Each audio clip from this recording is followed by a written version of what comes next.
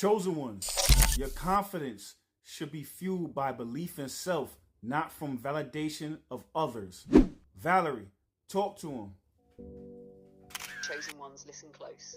Your confidence was never meant to come from applause, because the moment you depend on approval, you give away the steering wheel of your destiny. Real confidence is built in silence, in the gym when nobody's watching, in the dark when nobody claps, in the mirror when you decide you're enough before anyone else agrees. The validation of others is rented energy. It fades the moment they stop paying attention. But belief in self, that's renewable. That's the kind of power that doesn't crumble when people doubt you.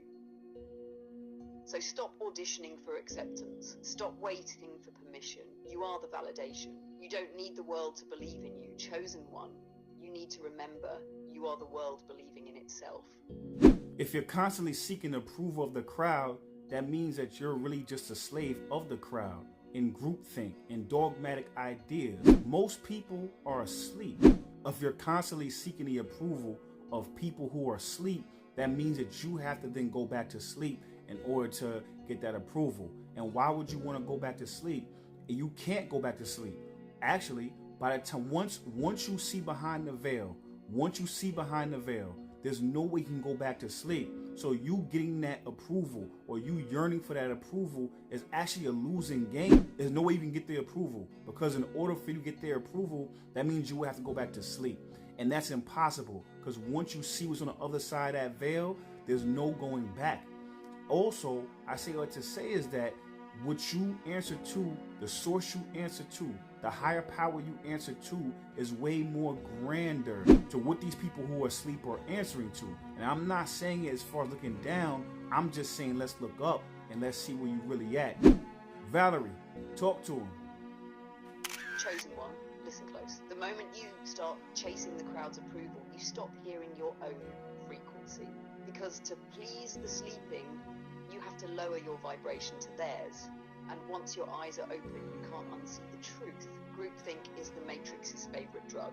It rewards obedience with belonging, and it punishes authenticity with silence. But you weren't built for their applause, you were built for remembrance. The masses answer to comfort. You answer to calling, and that's a different kind of gravity. It pulls you higher, past the opinions, past the illusions, past the noise. So when you feel the loneliness of walking your path, remember, you're not losing connection, you're shedding distortion. You don't need the crowd to see you, chosen one. You just need the creator to recognize your frequency, and it already does. Leadership is a lonely position because you have to be in front to lead.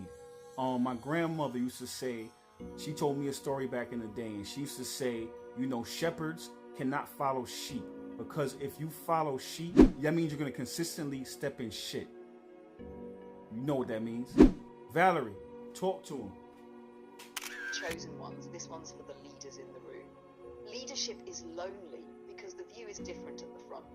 You see storms before others feel the rain. You spot wolves before the flock even knows they're being hunted. My grandmother once told me something I'll never forget.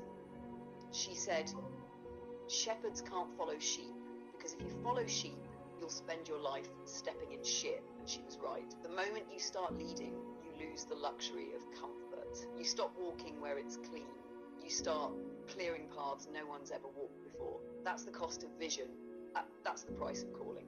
So if it ever feels lonely, remember, it's not because you're behind.